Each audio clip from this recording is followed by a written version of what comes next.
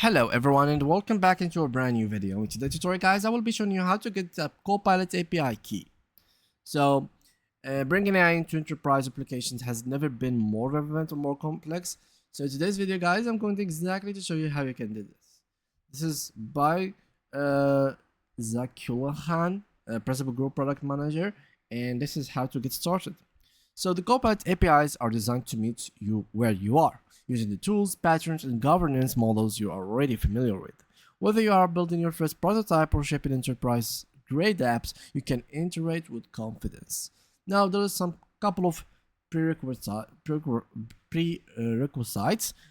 Before getting started, ensure you have the access to Microsoft 365 tenant, E3 or E5 recommended, and that a Microsoft 365 Copilot license is assigned to your user account within that tenant.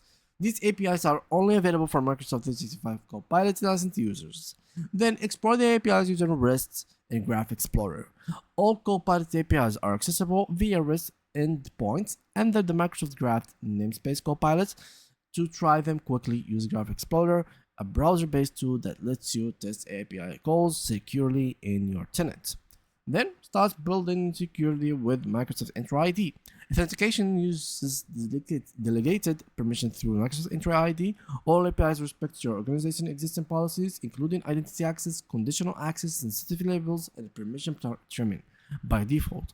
Then you can learn with docs and examples, get hands-on with the detailed API references guide, requests and responses examples, and conceptual docs that explain when and how to use each capability.